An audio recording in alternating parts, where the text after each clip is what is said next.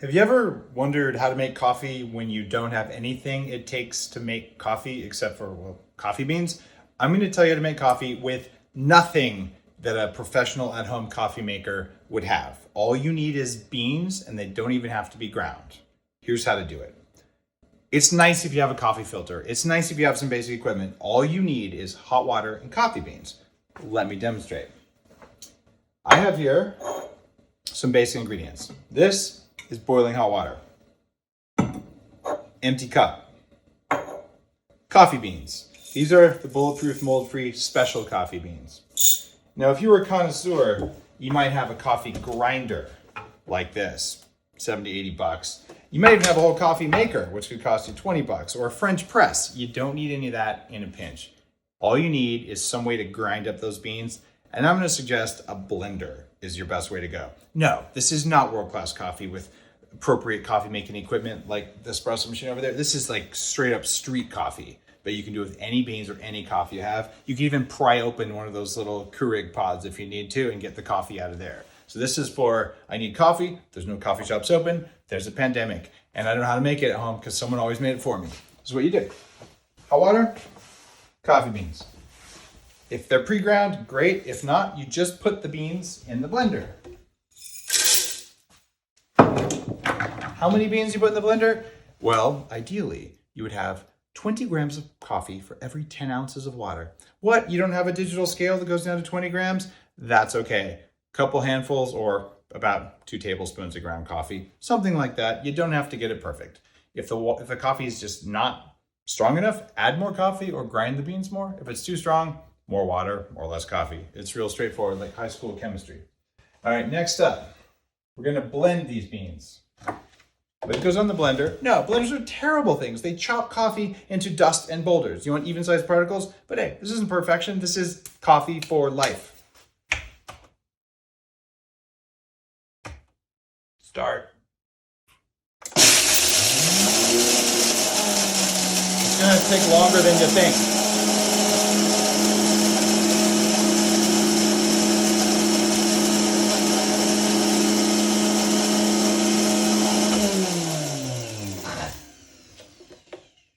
What we have here is coffee that smells good, but these particles, you can see them here, are way too big. You want beach sand. These are like gravelly, nasty beach.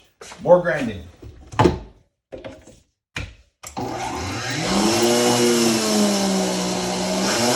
Faster's better, powder's better.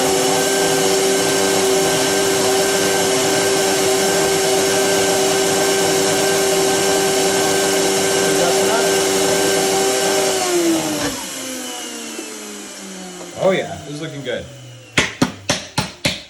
You should always spank your blender because that gets all the fluffy pieces out. Now, what's going on here is coffee that looks like fine ground coffee. Finer is better. By the way, since I'm self-quarantined, I'm filming this on myself. If you can't see that, you'll have to just roll with me here. Next up, I'm gonna put the coffee in a glass. Why? So you can see what's going on in there. Basically, ground coffee. Next up, hot water. Boiling hot, right off the stove. You want to be about 200 degrees. Boiling water is going to be about 205. So people prefer 199. What? You're not perfect? Just use boiling water. It'll be fine. So now, ouch. What's going on here is the coffee's sitting in the cup. It's floating to the top. So something magic's gonna happen. It's called stirring. I gotta grab a spoon.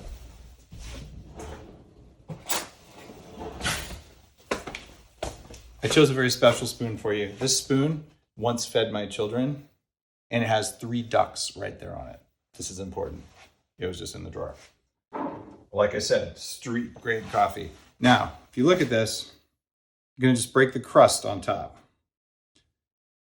What's going to happen is it takes 4 minutes to brew a cup of coffee. So you should take out your special stopwatch you keep next to your coffee gear. Oh, wait, just use your iPhone or just say that's about 4 minutes. It looks right. And your trick, what you're going to know, is that right now it's even colored. When you're done, most of the coffee grounds are going to be on the bottom of the coffee, like way down here, and you're going to have clear coffee on top. While that sits, let's talk about filtering. But I don't have any coffee filters. That's okay, I don't either. I think paper coffee filters are gross. I use metal coffee filters. I have them all over the place. But what will you do? If you did a bad job of grinding and you can't get the coffee particles out of the coffee with no filter, which is what I'm going to teach you how to do, there is a solution. It's called paper towels. No, toilet paper will not work. Do not try that. Coffee, toilet paper, unrelated. But you can take a paper towel or two, you put them over some sort of arrangement. Watch out, they won't filter very quickly. You pour a little hot water through them to get most of the paper taste out, and you can pour the coffee through there and you get filtered coffee. I'm not going to do that for you because frankly it's embarrassing and I want to drink the coffee when I'm done. You can do better because there's something called cowboy coffee.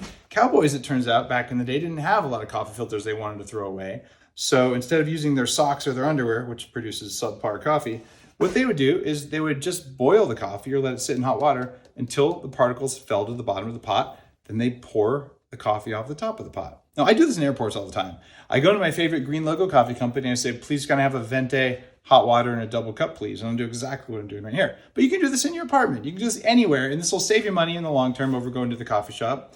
And, well, if you don't have a coffee shop that's open, what else are you going to do to get your daily fix? Because Amazon now takes 30 days to deliver Amazon Prime coffee makers, and they are not considered essential. I don't understand how that is, but anyway, that's how it is. So what I'm going to do is I'm going to stir this a little bit more.